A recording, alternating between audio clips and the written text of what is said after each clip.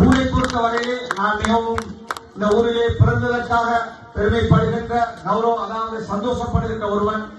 இந்த ஊர் இன்று இந்த நாட்டுக்கு, அதே போல இந்த மாவட்டத்திற்கு, இன்று இந்த மாவட்டத்திலே மன்னார் வருகின்ற பாலமாக இருக்கலாம், அல்லது கச்சேரி பில்டிங்காக இருக்கலாம், அல்லது மன்னார் நகரத்திலே கட்டப்பட்ட பஸ் ஸ்டாண்டாக இருக்கலாம், அல்லது போடப்பட்ட காபட், யாழ்ப்பாணத்துக்கான மன்னாரிலிருந்து காபட் பாதையாக இருக்கலாம், அல்லது மன்னாரிலிருந்து மரிச்சிக்கட்டி வரை மன்னார் புத்தளம் பாதை போடப்பட்ட காபட் வீதியாக இருக்கலாம். மரிச்சிக்கட்டியிலிருந்து புத்தளம் வரைக்குமான காபட் வீதிக்கு பணத்தை நாங்கள் ஒதுக்கிய பொழுது, புத்தளத்திலிருந்து போட்டுக்கொண்டு வருகின்ற பொழுது, இளவங்கலத்தோடு வருகின்ற பொழுது, இளவரங்குளம் வரை வருகின்ற பொழுது எதிரிகள், அதாவது வழக்குகளை போட்டு அந்த பாதையை நிறுத்தினார்கள். அந்த வழக்கு தான் அண்மையிலே தீர்ப்பு வந்ததற்காகத்தான் நான் நேற்று பாராளுமன்றத்திலே பேசினேன். தீர்ப்பல்ல, வழக்கை போட்டவர்கள் வாபஸ் வாங்கியிருக்கிறார்கள். வாபஸ் வாங்குகின்ற பொழுது யாருக்கு எதிராக வழக்கு போட்டார்களோ, அதாவது wild life department, forest department, அந்த டிபார்ட்மெண்ட்டுக்கு பொறுப்பான அமைச்சு அந்த போட்ட வழக்கு, அதாவது இந்த பாதை மூடப்பட வேண்டும் அல்லது திருத்தப்படக்கூடாது, திறக்கப்படக்கூடாது என்று போட்ட வழக்கை அவர்கள் அதற்கு நாங்கள் உடன்படுகிறோம் என்று சொன்னதனால் அந்த வழக்கு வாபஸ் பெறப்பட்டிருக்கிறது. எனவே பாதையை மூட வேண்டும் என்ற ஒரு தீர்ப்பு வழங்கப்படவில்லை. ஆனால் இந்த அரசாங்கத்தின் அமைச்சர் அதை பொறுப்படுத்தி, அதாவது நாங்கள் இந்த பாதையை அபிவிருத்தி செய்ய மாட்டோம், அந்த இடையிலே நிறுத்தப்பட்ட பாதையை, நிறுத்தப்பட்டது யாரால் நிறுத்தப்பட்டது? அந்த வழக்கை போட்டவர்களால் நிறுத்தப்பட்டது. அந்த பாதையை நாங்கள் அமைச்சராக இருக்கின்ற பொழுது மன்னாரில் இருந்து புத்தளம் வரை அதற்கான நிதியை நாங்கள் பெற்றிருந்தோம். அதற்கான பாதையை நாங்கள் ஒரு பக்கம் அல்ல, மன்னாரில் இருந்தும் போட்டுக் கொண்டு வந்தோம், புத்தளத்திலிருந்தும் போட்டுக் கொண்டு வந்தோம். இடையிலே அந்த, அதாவது வில்பத்துக்கு சொந்தமான அந்த பகுதியிலே வருகின்ற அந்த பாதை, அதை போட வேண்டாம் என்று போடப்பட்ட வழக்கு 15 வருஷத்துக்கு பிறகு வாபஸ் வாங்கப்பட்ட, அதாவது அந்த வேண்டுகோளை இந்த அரசாங்கம், புதிதாக வந்த அரசாங்கத்துடைய அமைச்சர் அதை அமைச்சு அதை ஏற்றுக்கொண்டு வாபஸ் வாங்கியதனால் தான் நான் ஆத்திரத்தோடு நான் நேற்று பாராளுமன்றத்திலே அதை நான் சொன்னேன். மஹிந்த ராஜபக்சவுடைய ஆட்சி காலத்திலே தான் நான் அமைச்சராக இருந்த பொழுது அதை திறந்தேன், அந்த மன்னார் புத்தளம் பாதை. பசில் ராஜபக்ச பொருளாதார அமைச்சராக இருக்கின்ற பொழுதுதான் அதற்கான பணத்தை நான் பெற்று மன்னாரிலிருந்து புத்தளம் வரை அதற்கான பாதைக்காக கோடிக்கணக்கான ரூபாய் பெற்று அரிப்பு பாலம் தொடக்கம் மன்னாரில் இருந்த அந்த மன்னாருக்கு புத்தளத்துக்கும் இருக்கிற இடையிலே இருக்கின்ற இன்னும் 5 பாலங்களுக்கு பணத்தை பெற்று காபட் ரோட்டிற்காக சைனாவிடம் இருந்து கடன் பெற்று நாங்கள் அதை செய்தோம். அதை செய்ய விடாமல் தடுத்த வழக்காளிகள் அவர்களால் தான் அந்த பாதை இடையிலே மட்டும்தான் அது இன்னும் செய்யப்படவில்லை. அதை நிரந்தரமாக செய்யப்படாமல் இருப்பதற்கான ஒரு ஏற்பாட்டை இந்த அரசாங்கத்துடைய அந்த வனவளங்களுக்கு பொறுப்பான அமைச்சு பொருட்படுத்ததனால் தான் அந்த வேதனையோடு நான் நேற்று பாராளுமன்றத்தில் பேசினேன்.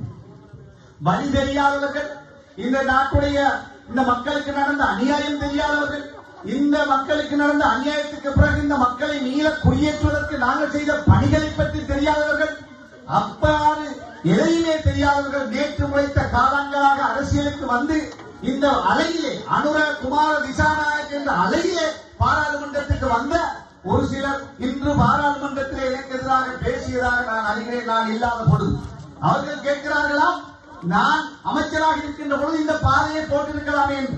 அந்த பாதையை போட்டேன், அந்த பாதையை திறந்ததே நாங்கள் தான். 100 வருஷம் பழமை வாய்ந்த பாதை. நாம் இடம்பெயர்த்த இடம்பெயர்ந்து வெளியேற்றப்பட்ட பிறகு அந்த பாதை மூடப்பட்டிருந்தது. 2009 சமாதானம் வந்த பிறகு 2012 அந்த பாதையை பல அழுத்தங்கள் திறக்க வேண்டாம் என்று இருந்த பொழுது பலவந்தமாக நான் நூற்றுக்கணக்கான வாகனங்களோடு வந்து அதை திறந்து வைத்தவரே நாங்கள் தான்.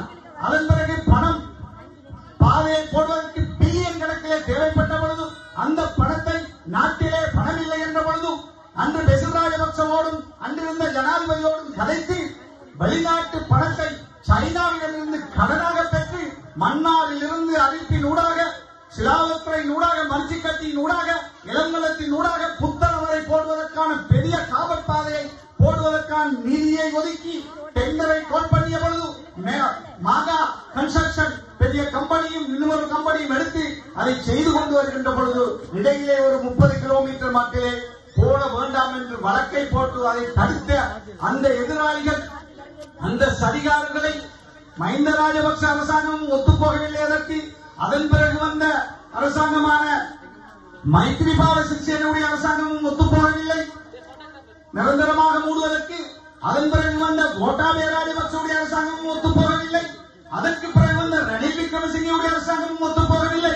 ஆனால் இந்த வீதியை நான் வந்தால் திறந்து தருவேன் என்று சொன்ன இந்த ஜனாதிபதி, மன்னாரிலே வந்து கூட்டத்திலே சொன்ன ஜனாதிபதி, ஒரே ஒரு ஜனாதிபதி மட்டும்தான் இந்த வீதியை திறந்து தருவேன் என்று இவ்வளவு காலம் சொல்லியிருக்கிறார். அவருடைய அரசாங்கத்திலே நான் நினைக்கின்றேன் அவருக்கே தெரியாமல் இந்த வனவிலங்குக்கு பொறுப்பான அமைச்சர் இந்த சதியை அந்த அமைச்சு செய்திருக்கிறது. அதை சுட்டிக்காட்டியது இவர்களுக்கு பொறுக்கவில்லை. அதை நியாயம் இல்லை என்று சொன்னது இவர்களுக்கு தாங்க முடியவில்லை. அதற்காகத்தான் என்னிடத்திலே கேட்கிறார்கள், நான் எதை செய்தேன், ஏன் இந்த பாதையை நான் அமைச்சராக இருந்த பொழுது செய்யவில்லை என்று. செய்து அதற்கான அத்தனையும் செய்த போது இடையிலே நீதிமன்றத்தால் தான் 15 வருடங்கள் ஒரு சிறு துண்டு மட்டும்தான் இன்னும் செய்ய முடிக்க வேண்டியிருக்கிறது என்பதை அவர்களுக்கு நான் சொல்லி வைக்க விரும்புகின்றேன். இன்ஷா அல்லாஹ் அடுத்த பாராளுமன்றம் கூடுகின்ற பொழுது அதற்கான தெளிவை நான் சொல்லி இருக்கிறேன். என்றாலும் நான் என்ன செய்தேன், என்ன செய்திருக்கிறேன் என்பதை நேற்று முளைத்தலா வந்த ஒரு பாராளுமன்ற உறுப்பினர் பிரதி அமைச்சர் ஒருவர் இன்று பாராளுமன்றத்திலே கேட்டிருக்கிறார். அவர் வந்து இங்கு பார்க்கட்டும், 20,000க்கும் மேற்பட்ட வீடுகள் கட்டப்பட்டிருக்கிறது இந்த அரசியல் அதிகாரத்தினால். 72 பள்ளிவாசல் உடைக்கப்பட்டிருந்த பள்ளிவாசல்கள் இங்கு இருந்ததை விட அழகாக கட்டப்பட்டிருக்கிறது இந்த அரசியல் அதிகார பலத்தினால்.